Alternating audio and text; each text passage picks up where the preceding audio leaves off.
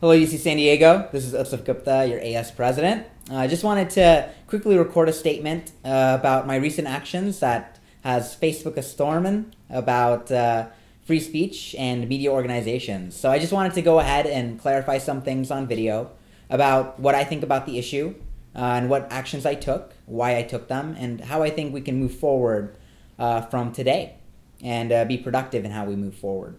So the first thing I want to talk about is the issue of free speech. A lot of individuals have related my actions to restrict media org funding and freeze all of it unilaterally as an assault on free speech. This is simply not true. A restriction of funding is not equivalent to censorship. To say that is really a hyperbole of the issue. It's like taking a molehill and making it into a mountain. This is about how we allocate funds as a student association and what types of media students would like to see their association fund. So, given that, what is this about? This is about how fees should be allocated and which media organizations we will fund. A lot of students say, hey, so if that's what the issue is, if this is an issue of funding, why go ahead and freeze every single student media organization? Well, it really does have to do with the string of racial incidents that have occurred in the past few weeks. And some have related this to one of the publications on campus, the Koala. There are students being hurt right now. And some students are being hurt by student media that they actually sponsor and portion with their fees. And these students are telling me that this campus life is so unsupportive that they are willing to withdraw from this university.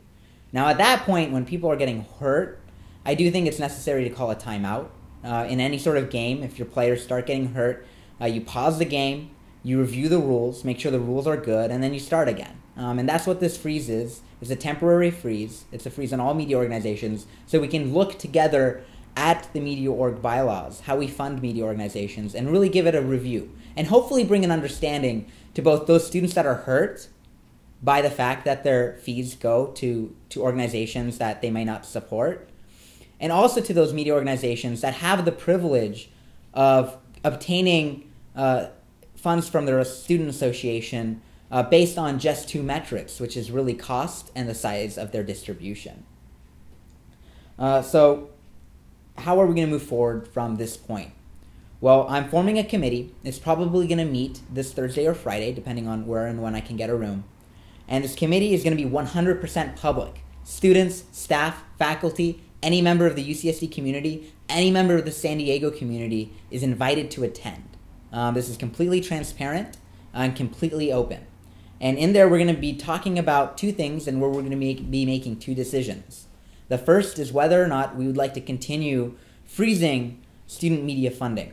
I'm hoping that we can have a conversation about the benefits and disadvantages of continuing that action, and given that knowledge, have the committee make a decision on whether you'd like to see me continue that freeze or whether you'd like to see me unfreeze those funds and let student media organizations to continue spending their current winter quarter allocations. The second thing that this committee will discuss is funding models. Now, we are currently operating on a funding model that uses cost and distribution size as the primary metrics to how much we fund a student media organization. Now, this doesn't mean that there are not other funding models for funding student media.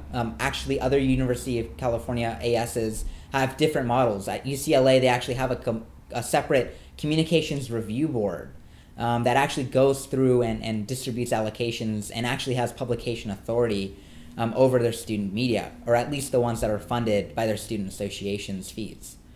But there are other options. I think you're going to hear some models that are proposed at that meeting, and I'll present them, each of these models, and present to you the advantages and disadvantages of each of these models.